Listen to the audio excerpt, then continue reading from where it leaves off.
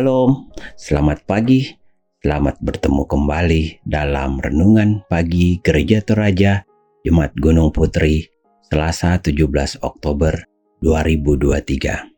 Semoga hidup kita dan keluarga selalu penuh dengan berkat yang asalnya dari Tuhan kita. Pagi ini kita akan membaca dan merenungkan firman Tuhan, tetapi sebelumnya mari kita berdoa. Tuhan Allah Bapa kami yang tak pernah meninggalkan kami datang bersyukur dan berterima kasih atas bimbingan dan pertolongan-Mu, sehingga pagi ini kami boleh bangun dengan tubuh yang sehat dan tak kekurangan satu apapun. Sebagai salah satu tanda ucapan syukur kami hendak membaca dan merenungkan firman-Mu. Buka hati dan pikiran kami sehingga kami bisa membaca dan merenungkan firman ini dengan baik dan bisa kami praktekkan dalam hari-hari hidup kami. Berfirmanlah ya Tuhan, kami sudah siap mendengar. Dalam nama Tuhan kami Yesus Kristus adalah Tuhan dan Juru Selamat kami. Amin. Firman Tuhan pagi ini terambil dari Matius 14 ayat 1 sampai 12. Demikian firman Tuhan.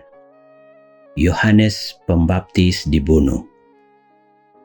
Pada masa itu sampailah berita-berita tentang Yesus kepada Herodes, raja wilayah. Lalu ia berkata kepada pegawai-pegawainya, "Inilah Yohanes Pembaptis. Ia sudah bangkit dari antara orang mati, dan itulah sebabnya kuasa-kuasa itu bekerja di dalamnya."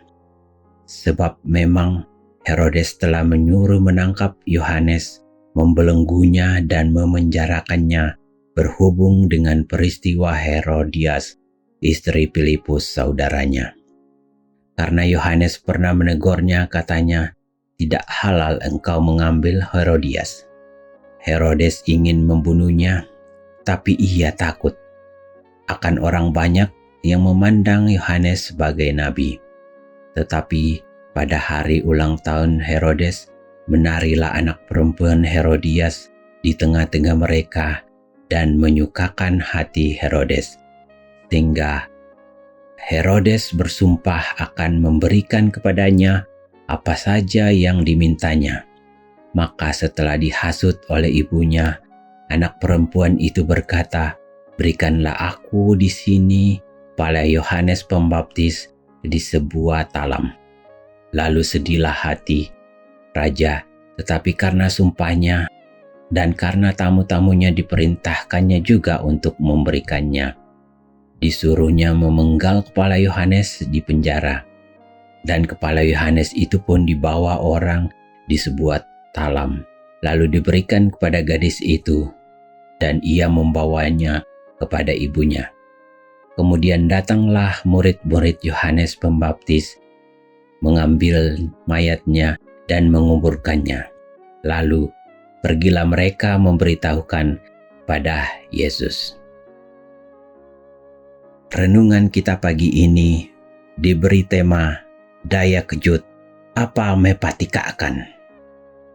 Kita mendapati dalam bacaan ini tindakan raja jahat Herodes yang memberi perintah untuk menghabisi nyawa Yohanes Pembaptis. Tentu ide pembunuhan ini bukanlah idenya, namun karena telah bersumpah, ia telah memberi perintah pembunuhan meskipun ada rasa bersalah dalam hati. Herodes rasa bersalah ini bukan karena ia takut kepada Tuhan, namun lebih kepada ketakutan politis serta sumpah yang telah ia ucapkan. Garis besar kisah kematian Yohanes Pembaptis ini memperlihatkan betapa rendahnya seorang Herodes melakukan dosa. Memang dalam hati Herodes sudah ada niat, tapi karena ucapan dan hasutan orang lain, ia pun mewujudkan niat tersebut. Sekalipun bacaan kita lebih menggambarkan tindakan Herodes, namun sesungguhnya pesan utamanya adalah pada ayat 1 dan 2, yaitu tentang berita mengenai Yesus. Kedatangan dan berita-berita tentang Yesus Kristus tampaknya memberikan daya kejut dalam hati Herodes. Berangkat dari situasi tersebut, kita hendak disadarkan bahwa kedatangan Yesus Kristus memang mengejutkan hati setiap orang. Artinya, hati kita kembali diingatkan untuk merenungkan dan mengakui dosa yang telah kita lakukan, sadar atau tidak.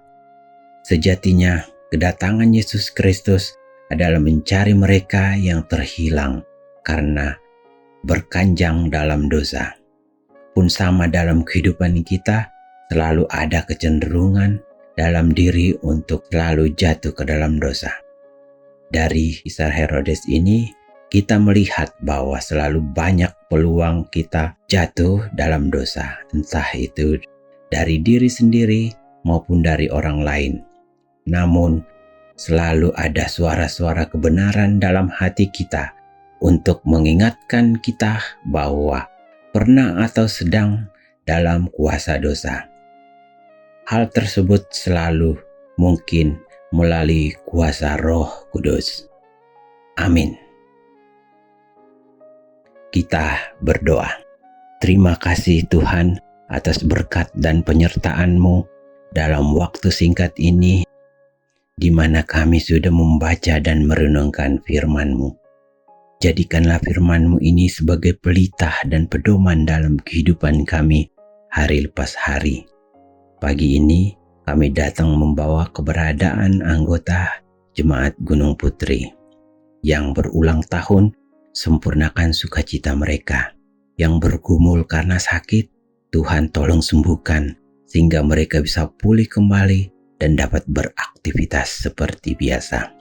Yang sedang berbeban berat, Tuhan angkat segala beban itu. Tuhan Allah Bapa kami yang ada dalam surga, kami juga membawa segala rencana jemaat-Mu. Semoga apa yang jemaat-Mu rencanakan dapat terjadi seturut dengan kehendak-Mu. Tuhan memberkati Ibu Pendeta dan keluarganya. Tuhan memberkati semua anggota Jemaat Gunung Putri dimanapun berada. Ke dalam tangan-Mu kami serahkan seluruh hidup dan kehidupan kami. Dan terimalah kami dalam nama anak-Mu Yesus Kristus adalah Tuhan dan Juru Selamat kami. Amin. Demikianlah renungan pagi hari ini. Tuhan Yesus memberkati. Selamat menikmati berkat karunia Tuhan.